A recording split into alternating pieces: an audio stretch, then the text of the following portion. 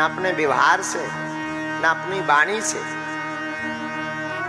अभी हमारी कथा, इस कथा के पहले मध्य प्रदेश में दमोह में हो रही थी। दमोह में जहां कथा हो रही थी वहीं एक वृद्धाश्रम था। तो रात के समय जो हमारी कथा के यजमान वहां के विधायक जी थे, उनके साथ में हम उन वृद्धों को मिलने गए और उनको देखकर हमारी आंखें भर आई। हमने जब उन माता जी इनसे पूछा, माँ कहाँ की हो? तो बोले पंडित जी, गुरु जी, हम यहीं दमोह के निवासी। और एक माता जी की बात सुनकर के तो हमारी आंख भर पड़ी। हमने कहा, आपके बच्चे कहाँ रहते? यहीं रहते हैं। अच्छा, आपसे पूछते हैं, नन्हे से बालक को छोड़कर क्या कोई मां दूर रह सकती है? बोलिए। जब बालक नन्हा सा होता है तो क्या कोई मां ऐसा करती है कि अब हम 2-4 साल नहीं मिलेंगे? ऐसा करती है? एक पल दूर नहीं रहती।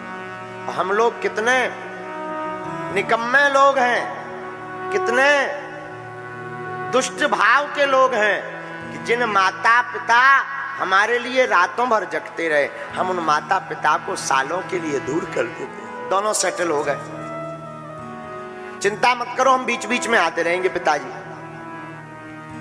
अब बेचारे पंडित जी, मास्टर साहब क्या बोले? धीरे धीरे दिन बीता, दोनों बच्चों ने मना कर दिया आने से। मास्टर साहब की पत्नी की तबीयत खराब रहने लगी। फोन लगाया, बेटा तेरी माँ को लकवा लग गया, बीमार है, आ जाओ। तो अमेरिका से बालक फोन पे बोलता है, माँ पिताजी हम आएंगे तो 3-4 लाख रुपया बर्बाद होगा और यहाँ काम भी छूट जाएगा। एक काम करो, हम कुछ रुपया भेज देते हैं, बढ़िया डॉक्टर के पास जाकर दवाई करवा लेना।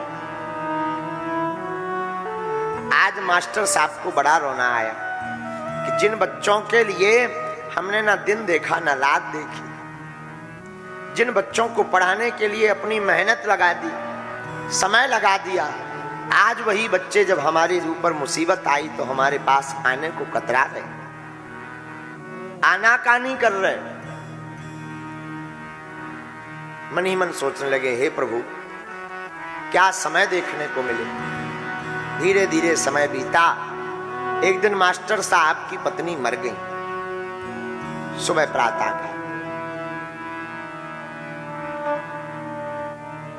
जब पत्नी मर गई तो फोन लगाया, बेटा तुम्हारी माताजी का शरीर पूरा हो गया।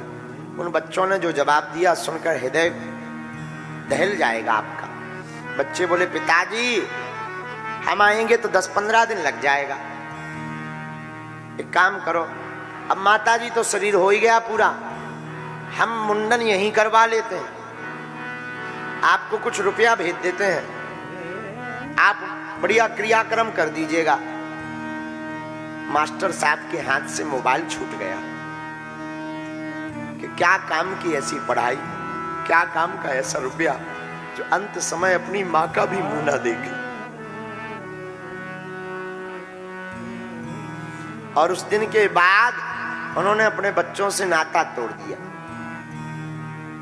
तो जब मास्टर साहब का शरीर पूरा हुआ तो 10-12 दिन बाद गांव वालों को पता लगा कि मर गए हैं बहुत पहले। शरीर का शव जब दुर्गंध देने लगा तब गांव वालों ने किवाड़ फाड़ कर खोला तो मास्टर साहब के प्राण चले गए थे। और आप सुनकर चौंक जाएंगे। फिर बच्चों को फोन लगाया तो आज के ये धूर्त कुछ बच्चे पढ़ाई के नाम पर, प्रोग्रेस के नाम पर, लाइफ मैनेजमेंट के नाम पर कहते हैं अब देखो चाचा जी, अब पिताजी तो चले ही गए, अब हमारा बच्चा कौन है वहां, किसके लिए हम आवे? एक काम करो, आप क्रियाक्रम कर देना, हम रुपया भेज दें। बताओ, हम बुराई नहीं कर रहे हैं, प्रोग्रेस होनी चाहिए, लाइफ सेटल होनी चाहिए, खूब उड़ान बच्चों को भरनी चाहिए, पर कभी लौटकर अपनी डाल पर जरूर आना चाहिए,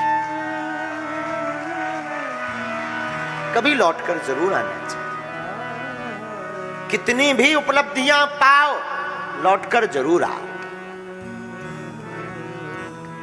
एक वृद्धाश्रम का वाकया मैं भूलता नहीं। बहुत पहले हम एक वृद्धाश्रम में और गए, हमारी आदत है चले ही जाते। वहां पर कुछ केला वेला बिस्किट लेकर गए तो पूरे वृद्ध माता पिता आ गए, गुरुजी आए, पंडित जी आए हैं, पंडित जी आए हैं, तो सब हमारे नजदीक आ गए। कोई आशीर्वाद देने लगा, कोई केला खाने लगा, कोई बिस्कुट लेने लगा। लेकिन हमारी नजर खिड़की पे गई। एक वृद्ध दादाजी, एक माताजी खड़ी थी खिड़की पर। हमें 1 घंटा हो गया आए, 1 घंटे से ज्यादा। हमने वहां और जो माताजी वृद्ध थी उनसे कहा कि सब लोग तो हमारे नजदीक आ रहे हैं, लेकिन ये दादा दादी जी ठीक हैं, इनकी तबीयत तो ठीक है, खिड़की पर खड़े खड़े क्या कर रहे हैं तब से? आप सुनकर के चौंक जाएंगे।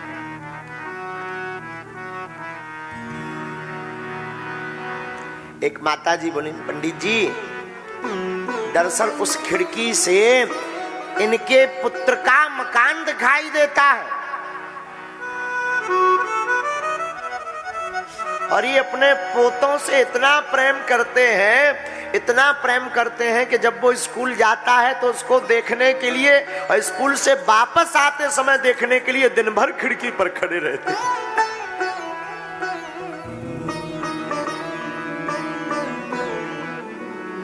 हमारी आंखें भर आई। हम कहा राम राम राम राम,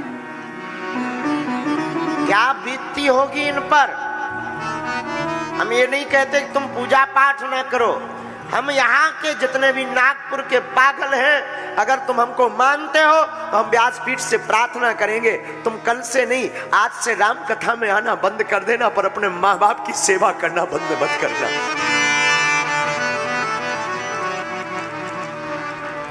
आज से ही राम कथा में आना बंद कर देना। माता पिता इस धरती के भगवान हैं। माता पिता गुरु यही त्रिदेव है। कभी माँ की ममता से पूछना जिसने तुम्हारे लिए रातों भर रातें खोई हो, 9 महीना कोख में पाला हो। उस माँ से पूछना जो तुम्हारी उन्नति के लिए दिन रात ईश्वर से कामना करती है। उस माँ से पूछना जो तुम्हारे भले के लिए कितने देवताओं को नहीं मनाती। कभी उस माँ के पास जाना, उस माँ के लिए अनुभव करना।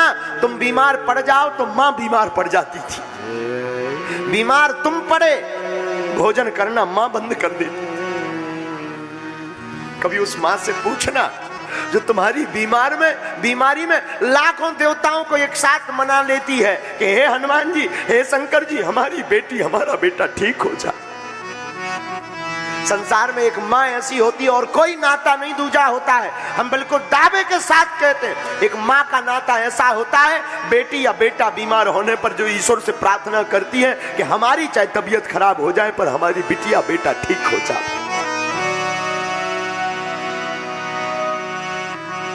लेकिन हम लोग इतने निकम्मे हैं, माता पिता को ही त्याग करके,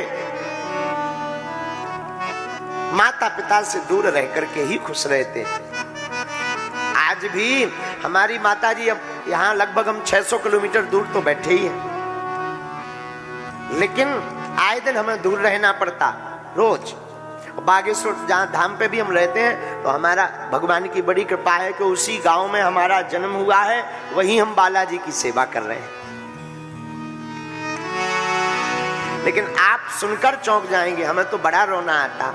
हम गांव में भी 5-5 महीने घर नहीं जा पाते। बागेश्वर धाम पर रहते हैं, लेकिन धन्य है माँ की ममता। हमारी माता जी आज भी पैदल चल करके रोज आती हैं। 1 दिन 2 दिन छोड़ करके तो आती हैं। उसमें कभी कड़ी, कभी कुछ घर से बना कर आएंगी और हम जैसे ही कथा करके जाएंगे तुरंत वो कुछ ना कुछ बना के लाए, ले बेटा खा ले। और एक बड़े राज की बात, कथा करके जावे और अद्भुत बात है, हम दुनिया को बागेश्वर बालाजी के नाम से नजर उतारते हैं। हमारी माताजी जब भी हम कथा करके जावे, सोई नमक मिर्चा और वो आटा का वो भूसी मिला करके आकर के एकदम उतारा कर जाती। आज भी ये माँ की ममता है। कोसों दूर रहे पर माँ को हमेशा चिंता रहती। लाला भोजन किया, समय पे खाना, समय पे सोना, ज्यादा मत बोलना, गला पक जाएगा, गला बैठ जाएगा। बीमार हम होते हैं तो हमारे कई बार जुकाम हो जाता, गला बैठ जाता। इन लोगों को खबर नहीं लगती पर माताजी को घर बैठे लग जाते, क्योंकि वो हृदय के करीब रहती। हमारी आज की कथा में व्यासपीठ से प्रार्थना है, सबको दुख देना और माँ बाप की आंखों में कभी आंसू मत देना।